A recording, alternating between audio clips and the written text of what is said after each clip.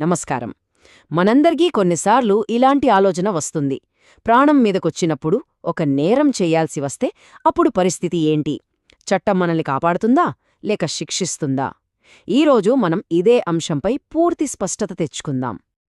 ముందుగా ఒక్క మాటలో చెప్పాలంటే, మిమ్మల్ని ఎవరో ఇప్పుడే చంపేస్తామని బెదిరించి ఆ భయంతో మీరు ఏదైనా చేస్తే సాధారణంగా అది నేరం కిందికి రాదు. కాని ఇక్కడ ఒక పెద్ద కాని ఉంది. ఈ రూల్కి కొన్ని చాలా కఠినమైన పరిమితులున్నాయి. సరే, మరి దీని వెనుకున్న అసలు రూలేంటి? చట్టం ఏం చెప్తోంది? అదే ఈ భారతీయ న్యాయ సంహితలోని సెక్షన్ 32. పదండి, దీని గురించి కొంచెం లోతుగా చూద్దాం. అంటే చట్టమేం చెప్తుందంటే, ఒక వ్యక్తి భయంకరమైన పరిస్థితిలో ఉన్నప్పుడు, అంటే ప్రాణం పోతుందన్నప్పుడు చేసే పనిని అర్థం చేసుకుంటుంది.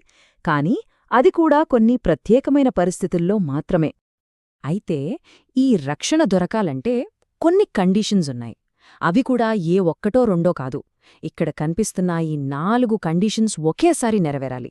ఇది చాలా స్ట్రిక్ట్ టెస్ట్ అన్నమాట. ఇంతవరకు బానే ఉంది. కానీ అసలు విషయం ఇక్కడే ఉంది. కొన్నిసార్లు ఈ డిఫెన్స్ అస్సలు పనిచెయ్యదు.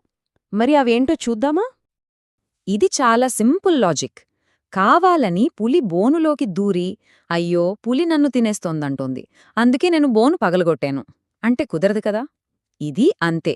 మనంతట మనమే ప్రమాదాన్ని కొని తెచ్చుకుంటే చట్టం నుంచి రక్షణ ఆశించలేం. ఈ 2 ఉదాహరణల్లో చూస్తే మనకి విషయం క్లియర్గా అర్థమవుతుంది. ఒకవైపు అనుకోకుండా ప్రమాదంలో చిక్కుకున్న ఒక అమాయకుడు, మరోవైపు తెలిసి తెలిసి నేరస్తులతో చేతులు కలిపిన వ్యక్తి. చట్టం ఈ రెండింటినీ ఒకేలా చూడదు కదా.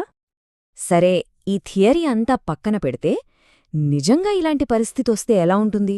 ఒక చిన్న కథతో దీన్ని ఇంకా బాగా అర్థం చేసుకుందాం. ఇక్కడ సురేష్ అనే కమ్మరున్నాడు. అతన్ని దొంగలు పట్టుకుని ప్రాణభయం చూపించి అతనితో ఒక తప్పుడు పని చేయించారు. ఇప్పుడు అసలు ప్రశ్న ఏంటంటే, సురేష్ చేసింది నేరమా కాదా? చట్టం దృష్టిలో అతను ఒక నేరస్తుడా? ఓకే, మనమిందాక చెప్పుకున్న రూల్స్ని సురేష్ కేస్కి అప్లై చేసి చూద్దాం. బెదిరింపు ప్రాణానికేనా? అవును.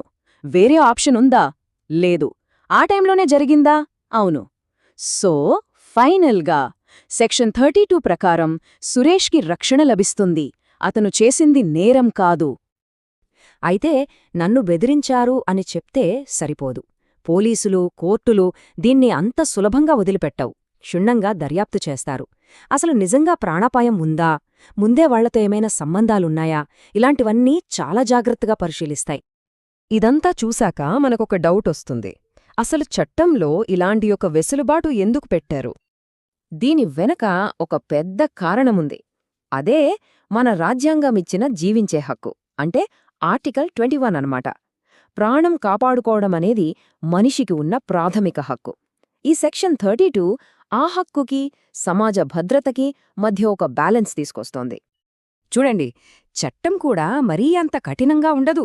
ప్రాణం పోయే పరిస్థితి వచ్చినప్పుడు దాన్ని కాపాడుకోమని చెబుతుందే తప్ప, లేదు చచ్చిపోయినా పర్లేదు కాని తప్పు చెయ్యకు అని చెప్పదు. కాని ఆ తప్పు మరీ ఘోరమైనది కానంతవరకే ఈ వెసులుబాటు. సరే, ఇప్పటిదాకా మనం చాలా విషయాలు చర్చించుకున్నాం. ఇప్పుడు ఒక్కసారి క్విక్గా అన్ని పాయింట్స్ని రివైజ్ చేసుకుందాం.